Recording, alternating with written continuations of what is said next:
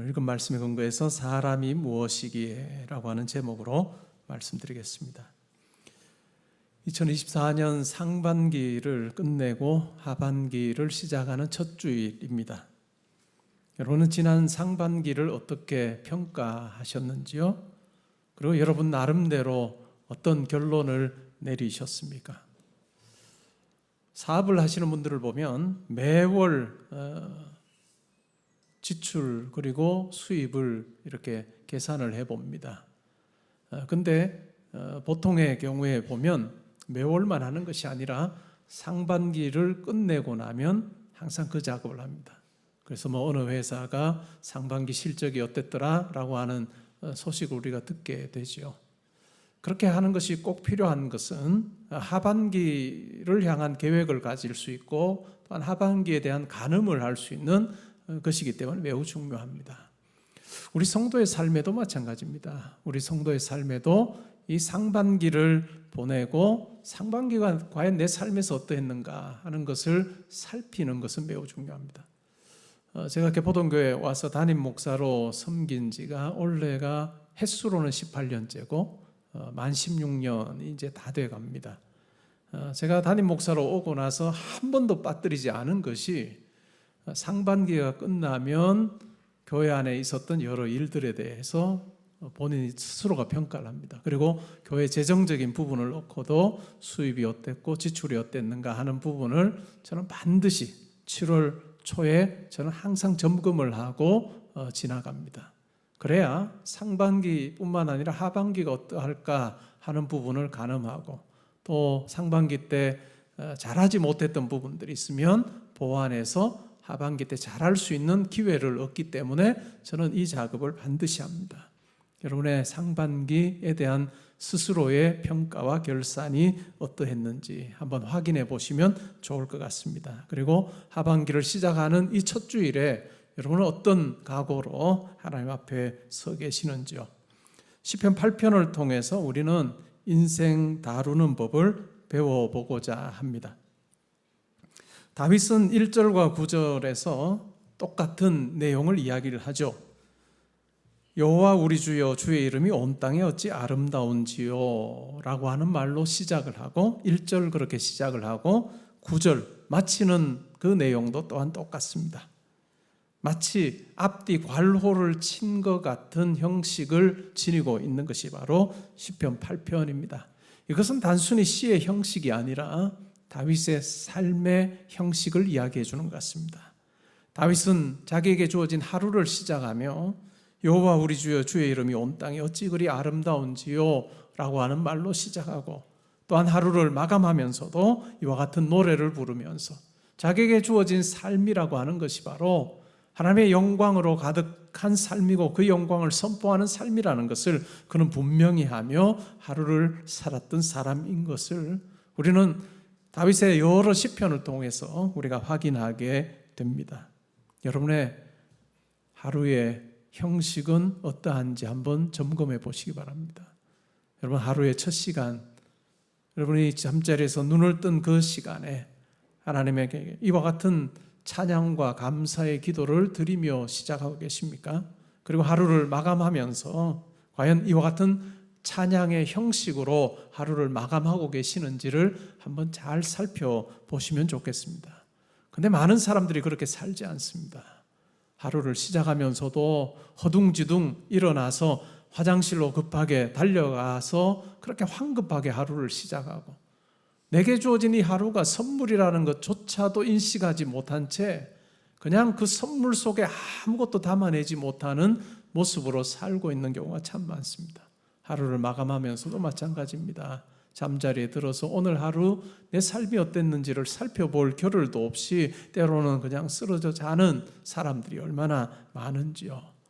이 시의 형식뿐만 아니라 여러분의 하루의 삶의 형식은 무엇인지 한번 살펴보시면 좋겠습니다. 이것이 하루일 뿐만 아니라 우리의 일주일이 그러하고 또 우리의 한 달이 그러하고 우리의 상반기 하반기가 그러하고 우리의 1년이 그러할 때 우리에게 주어진 하나님께서 우리에게 주신 이 인생의 선물이라고 하는 것을 우리는 분명히 절감하면서 우리가 무엇을 위해서 살아야 하는 존재인지를 확인하며 우리는 살 수 있을 것입니다.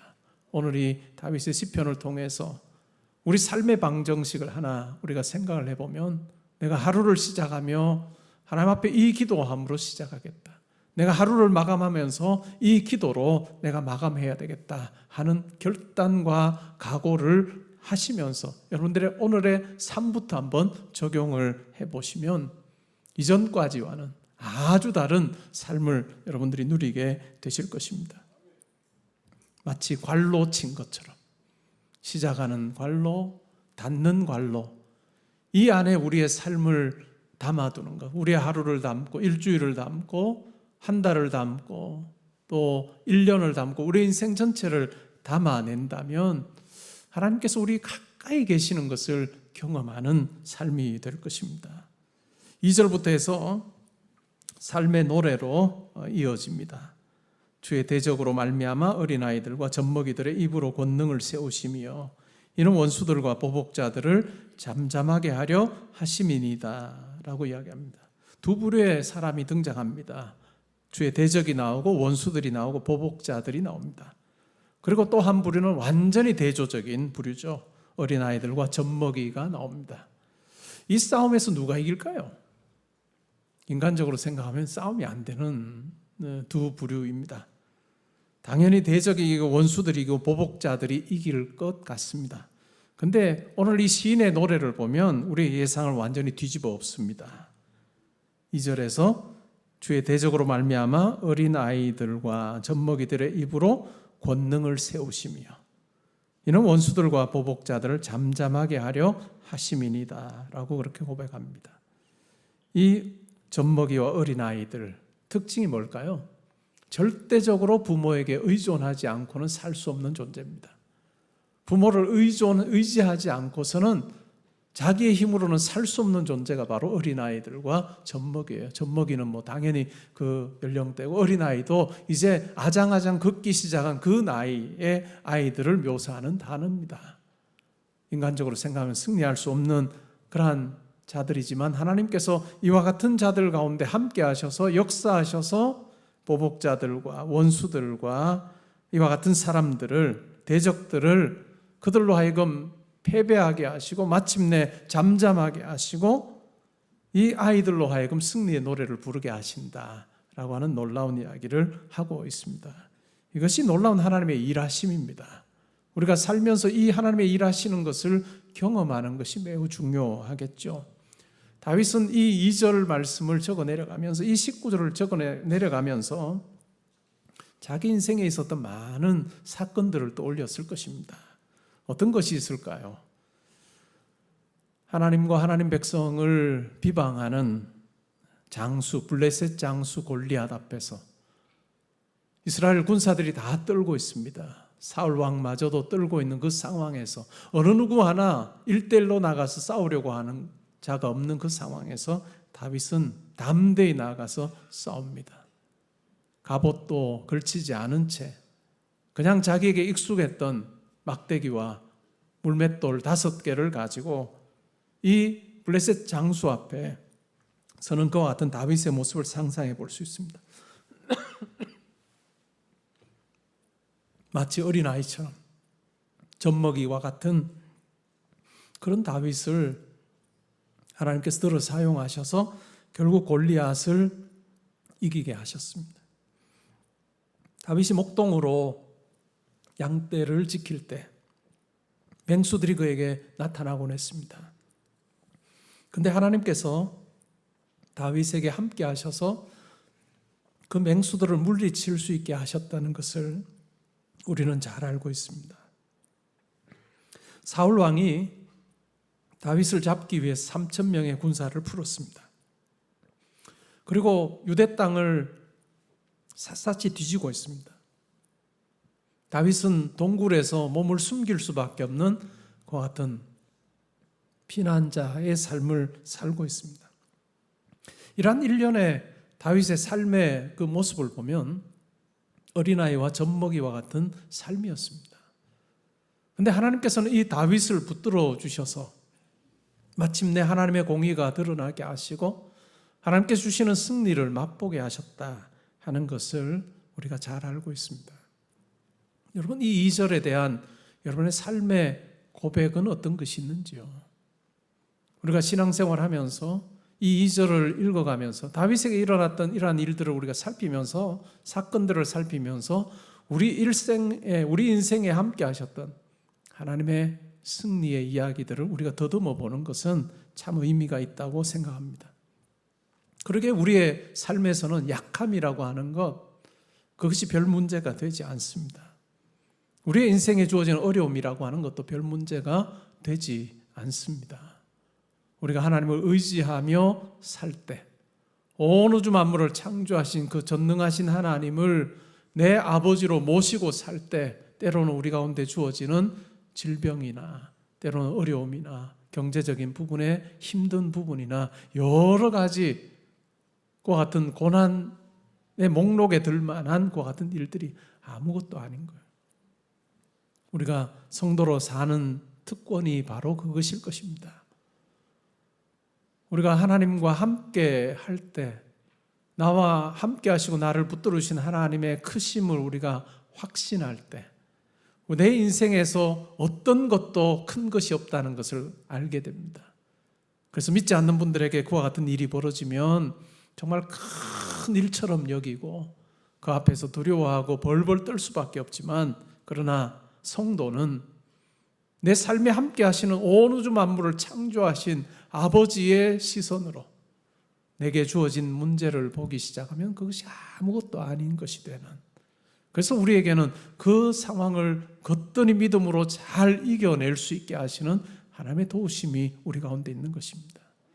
그리고 반대로 세상 사람들이 보기에는 별것 아닌 것처럼 보이는 그 어떤 일이 하나님께서는 참으로 소중히 여기시는 것을 우리가 알게 될 때, 그 일이 내게는 참 큰 것으로 다가오게 되는 그와 같은 것, 그것이 바로 우리 성도로서의 삶의 어떤 모습이 아닐까 하는 생각을 하게 됩니다. 사랑하는 성도 여러분, 여러분의 삶에 이와 같은 하나님을 만나며 살고 계십니까? 그래서 여러분들이 세상 사람들이 이야기할 수 있는 그 고난의 어떤 목록을 지금 여러분들이 가지고 살고 계십니까? 두려워하지 마십시오. 온 우주 만물을 창조하신 하나님 앞에는 어떠한 것도 큰 일은 없습니다. 어떠한 것도 큰 일은 없고, 우리가 당해 있는 그 어려움의 자리에서도 하나님의 손 붙들어 주시는 것 우리가 의지하며 나아갈 때, 그것을 통해서 오히려 내 삶에 함께 하시는 하나님을 더 분명하게 경험하는 같은 기회가 될 것입니다. 3절에서는 이렇게 말합니다. 주의 손가락으로 만드신 주의 하늘과 주께서 베풀어 주신 달과 별들을 내가 보니.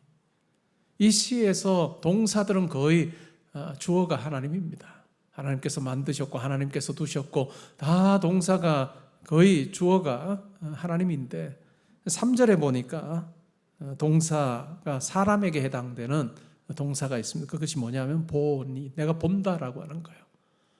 하나님께서 창조하신 놀라운 하나님의 창조물을 봅니다. 하늘을 보고 달과 별을 봅니다. 얼마나 광대한가요? 정말로 광대한 그 하나님의 창조물을 봅니다. 당연히 위축될 것 같죠. 그 창조물과는 비교가 안 되는 정말로 작디 작은 나입니다. 근데 시인 다윗은 이와 같은 큰 창조물 앞에서 압도당하지 않습니다. 오히려 참 놀라운 고백을 하고 있습니다. 4절에 보니까 사람이 무엇이기에 주께서 그를 생각하시며 인자가 무엇이기에 주께서 그를 돌보시나이까 라고 그렇게 고백합니다. 큰 창조물들보다도 하나님께서 더 존귀하고 더 아름답게 창조하셨고 하나님의 관심이 쏠려 있는 자기 자신을 그는 발견하게 되는 것입니다. 사람이 무엇이기에 주께서 그를 생각하시며, 이것은 단순히 생각한다는 것이 아니라 주께서 마음을 쓰신다라고 하는 것입니다. 그리고 인자가 무엇이기에 주께서 그를 돌보십니까? 이 돌본다는 의미는 하나님께서 찾아오셔서 케어하신다는 의미입니다. 온 우주 만물 큼직큼직해서 우리와는 사이즈 면에서는 비교가 안 되는 그와 같은 것을 창조하신 하나님께서 관심을 누구에게 기울이고 계신가를 시인은 알게 된 거죠. 그 관심이 바로 나를 향해서 하나님께서 관심을 쏟고 계신다. 나에게 오셔서 하나님께서 내 삶 가운데 개입하고 계신다라고 하는 분명한 확신을 지금 하고 있는 것입니다. 이것이 바로 우리를 대하시는 하나님의 신비한 손길입니다. 이것을 우리가 누리는 삶 사는 것, 그것이 가장 복되겠죠. 그리고 5절에서는 더 엄청난 이야기를 합니다. 그를 하나님보다 조금 못하게 하시고 영화와 존귀로 관을 씌우셨다라고 이야기합니다. 이 5절의 말씀 얼마나 엄청난 선언인가요? 그렇죠? 하나님께서 나를 하나님보다 조금 못하게 지으셨다. 그리고 영화와 존귀로 관을 씌우셨다. 이것이 우리라는 거예요. 성도인 하나님의 자녀인 우리에 대한 묘사이고 우리의 정체성입니다. 이 5절 말씀을 번역한 구약 성경은 히브리어로 되어 있습니다. 근데 이 히브리어로 된 성경을 여러 언어로 번역을 한 성경들이 있습니다. 예수님 당시에 유대인들이 사용했던 아람어로 번역한 성경이 타르굼이라고 하는 게 있습니다. 그리고 헬라어로 번역한 70인경이라고 하는 그런 성경이 오늘날의 뭐 영어, 독일어 이런 어떤 현대판의 성경 말고 아주 오래전에 그렇게 번역을 했던 그 성경들에 보면 다 이 구절을 하나님이라고 번역하지 않고 천사라고 번역합니다. 그렇게 번역했던 이유가 뭘까요? 하나님이라고 번역하기에 너무 부담스러운 거예요. 천사들보다 조금 못하게 했다고 해도 우리 인간의 그 존재 자체가 얼마나 가치 있는가라고 하는 것을 설명해 낼 수 있겠다 생각해서 하나님 대신에 천사보다 조금 못하게라고 그렇게 번역을 했습니다. 그런데 다윗은 시편 8편 5절에서 천사라고 이야기하지 않고 하나님보다 조금 못하게 지으셨다라고 히브리어로 이야기를 하고 있습니다. 자신에 대해서 어떤 이해를 가지고 사느냐라고 하는 것이 가장 중요합니다. 여러분 스스로에 대해서 어떻게 정체성을 어떻게 매기며 살고 계시는지요? 하나님께서 나를 하나님 자녀 삼으시기 위해서 어떠한 일을 하셨는지를 우리가 잊어버리지 않는 것이 참 중요합니다. 우리가 어떤 형편과 처지에 놓여 있다 할지라도 하나님께서 나를 향해 베풀어 주신 이 사랑, 그리고 거두지 아니하시는 이 사랑을 우리가 잊지 아니하는 것, 기억하는 것, 이것은 매우 중요합니다. 하나님의 형상대로 지음받았지만 타락함으로 그 형상을 잃어버렸습니다.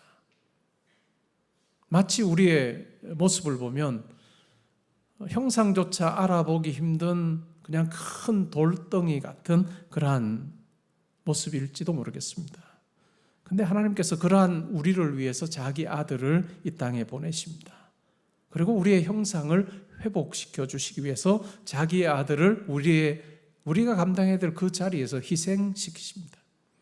그것이 로마서 3장 23절 24절에 잘 나와 있습니다. 바울은 이렇게 말합니다. 모든 사람이 죄를 범하였음에 하나님의 영광에 이르지 못하더니 그리스도 예수 안에 있는 속량으로 말미암아 하나님의 은혜로 값없이 의롭다 하심을 얻은 자 되었느니라. 우리에게 일어난 신분의 변화입니다. 죄를 범하여 하나님의 영광에 이르지 못하고 하나님께 가까이 나아갈 수 없는 자였지만 하나님께서 예수 그리스도를 이 땅에 보내셔서 우리가 감당해야 되는 그 죄값을 지불하게 하심으로 우리 대신 십자가에 달려 죽으심으로 우리가 하나님의 은혜로 값없이 의롭다 하심을 얻게 되었다라고 하는 이야기입니다. 온전히 하나님께서 우리를 하나님의 걸작품 삼으시기 위해서 하나님의 자녀 삼으시기 위해서 이와 같은 일을 행하셨다는 사실을 우리가 잊지 않으셔야 될 것 같습니다. 건축가가 버려진 돌을 가지고 위대한 작품을 만들듯이 하나님께서 우리 삶에 개입하셔서 그냥 시간의 흐름이라고 하는 시냇물, 시간의 흐름 위에서 그냥 우리의 인생이 그냥 작은 배처럼, 종이배처럼 그냥 떠내려가다가 어느 시점에 그냥 물에 빠져서 없어져 버릴 그러한 우리의 삶으로 내버려 두지 않아야 하시고, 하나님 아들이신 예수를 이 땅에 보내셔서 우리의 시간 속에 하나님의 존재 방식인 영원을 경험하게 하신 이 놀라운 사건을 우리를 위해서 행하셨다는 것을 우리는 기억할 필요가 있습니다. 그래서 바울은 에베소서 2장 10절에서 이렇게 말합니다. 우리는 그가 만드신 바라 그리스도 예수 안에서 선한 일을 위하여 지으심을 받은 자니 이 일은 하나님이 전에 예비하사 우리로 그 가운데서 행하게 하려 하심이라. 우리는 그의 만드신 바라, 우리는 하나님의 걸작품이다 라고 하는 이야기입니다. 성경이 말하는 여러분과 저에 대한 정체성입니다. 세상은 그렇게 이야기하지 않습니다. 세상은 우리의 가치를, 우리가 가진 것 가지고, 우리의 형편을 가지고, 우리의 처지를 가지고 우리의 가치를 매깁니다. 상대적인 가치입니다. 우리가 건강하면 가치가 조금 더 높고요, 또 우리가 부유하면 가치가 조금 더 높다라고 이야기합니다. 어떤 위치에 있고 우리가 권력을 행사하면 우리의 가치가 더 높다라고 이야기합니다. 그러나 성경은 그렇게 이야기하지 않습니다. 성경은 우리에게 주어진 절대 가치에 대한 이야기를 하고 있습니다. 그러기에 우리의 삶은 이 절대 가치, 하나님의 절대적인 사랑이 우리 가운데 있고 우리를 평가하시는 그 하나님의 그 평가가 우리의 환경과 여건과 처지에 따라서 달라지지 않기 때문에 우리는 그 하나님으로 인해서 든든한 삶을 살 수 있다라고 하는 것입니다. 그리고 이어지는 내용을 보면 이런 이야기를 합니다. 영화와 존귀로 관을 씌우셨나이다. 주의 손으로 만드신 것을 다스리게 하시고 만물을 그의 발 아래 두셨으니 곧 모든 소와 양과 들짐승이며 공중의 새와 바다의 물고기와 바닷길에 다니는 것입니다. 창세기 1장에 보면 하나님께서 아담을 자기 형상대로 지으시고 하나님께서 지으신 그 같은 동물을 다스리는 권세를 주십니다. 그래서 동물의 이름을 짓고 또한 동물을 다스리는 그와 같은 역할을 감당하게 하십니다. 구원받은 성도의 이 땅에서의 삶도 마찬가지일 것입니다. 우리가 이 땅에서 살면서 우리에게 주어진 이 땅에서 삶을 살 때 우리를 통해서 거룩한 하나님의 통치하심이, 하나님의 선하심이 드러나도록 하는 그 삶이 우리를 향해서 기대하는 삶이라는 것을 우리가 이해할 필요가 있습니다. 추운 겨울밤에 한 마부가 마차를 몰고 갑니다. 소를 호호 불면서 가고 있죠. 근데 마차 안에는 귀족이 타고 있습니다. 등불을 켜고 온기를 느끼며 그 등불로 인해서 밝혀진 그 작은 공간에서 마차를 타고 마차 안에서 가고 있습니다. 그 공간은 따뜻하지만 이 귀족이 보지 못하는 게 있습니다. 그것은 밤하늘을 뒤덮고 있는 수많은 별을 보지 못한 채 살고 있는 것입니다. 근데 밖에 마차를 몰고 가는 이 마부는 하늘에 펼쳐진 이 장관을 그는 보면서 살고 있습니다. 달려가고 있습니다. 이 이야기는 덴마크의 철학자였던 케르케고르의 한 이야기입니다.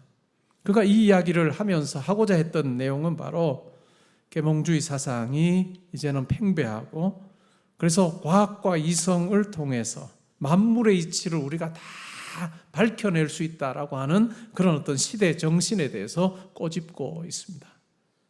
하나님께서 우리에게 주신 과학이라고 하는 것은 하나님의 창조의 섭리를 드러내고 밝혀내는데 사용해야 되는 좋은 도구입니다.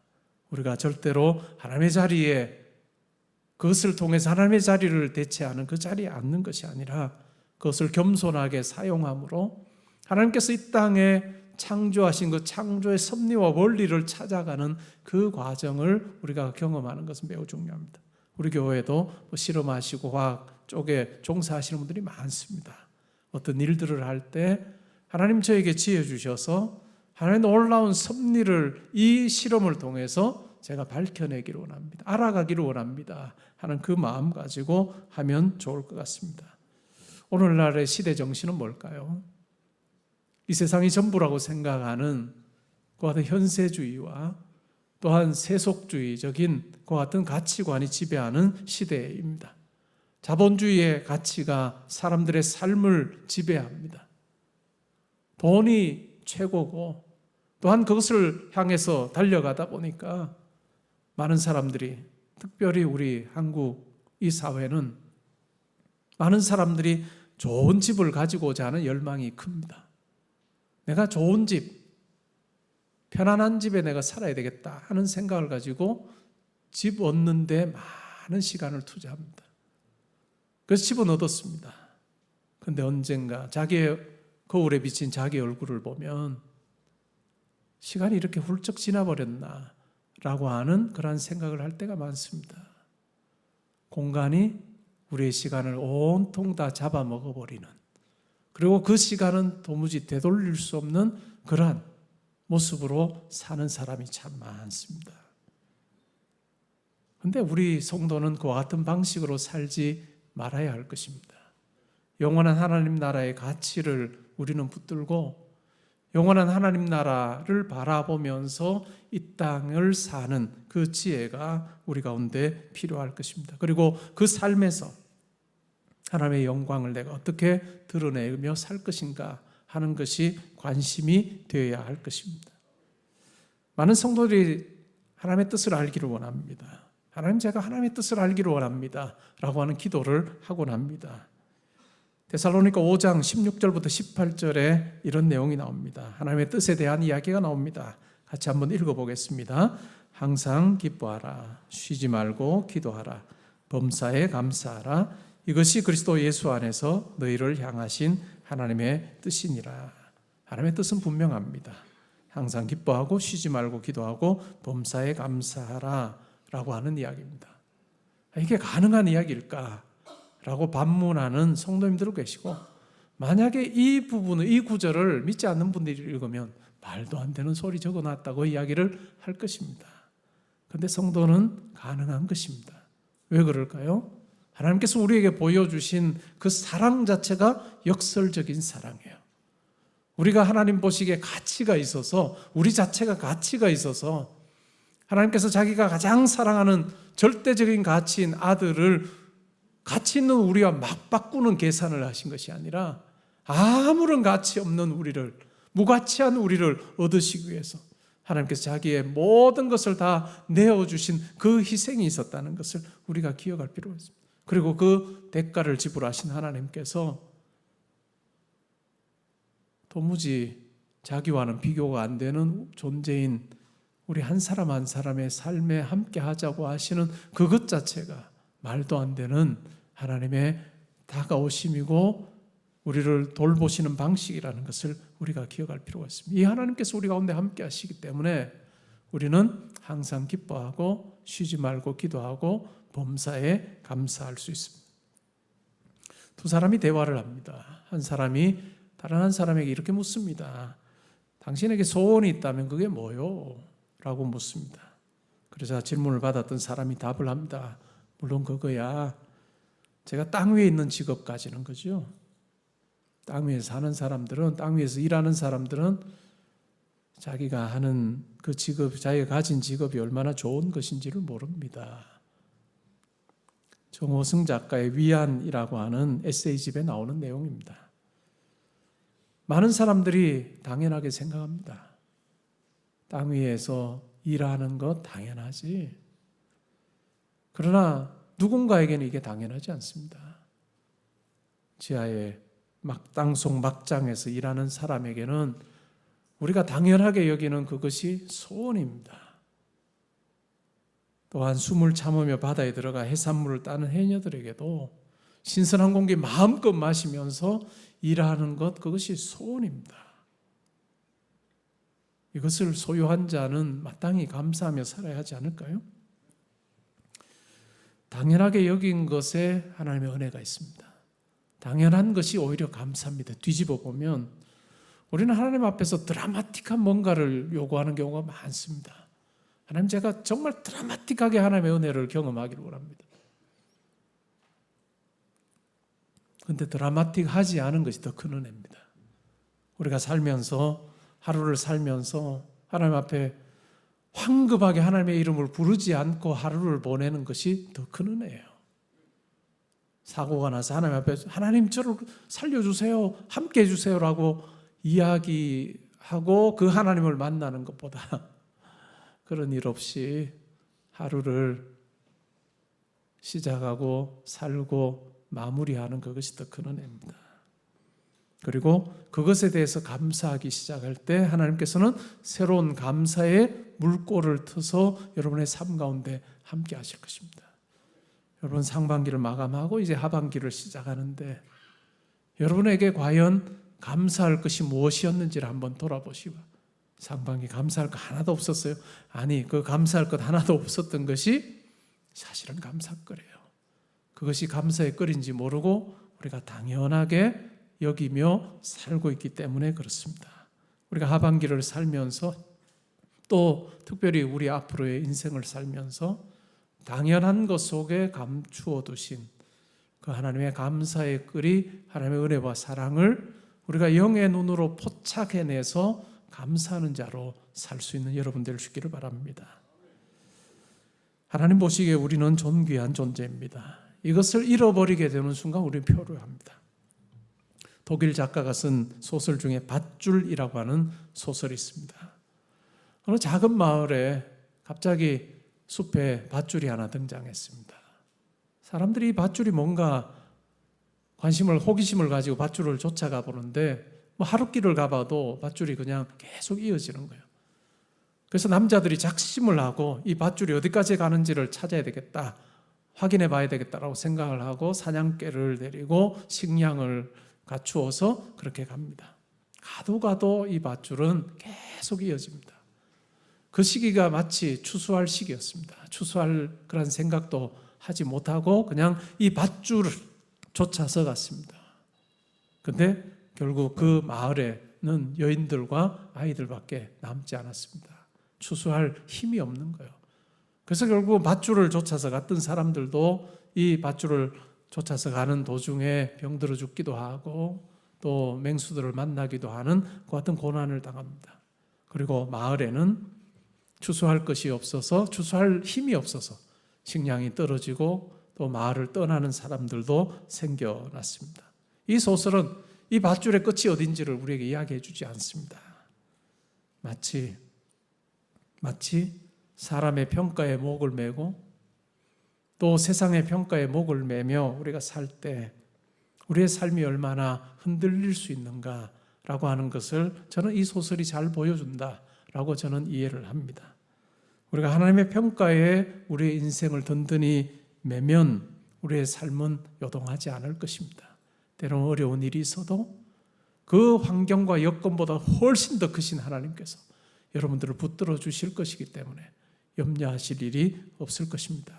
그러나 우리가 상황을 보기 시작할 때 우리의 삶은 또 상황이 나를 평가하는 것에 주목하기 시작할 때 우리의 삶은 절대 가치가 아니라 상대적인 가치로 전락해 버리고 살면 살수록 우리 인생에서 내 가치가 점점 더 줄어드는 경험을 하게 될 것입니다. 여러분 한 분 한 분의 삶은 하나님 앞에서 존귀합니다.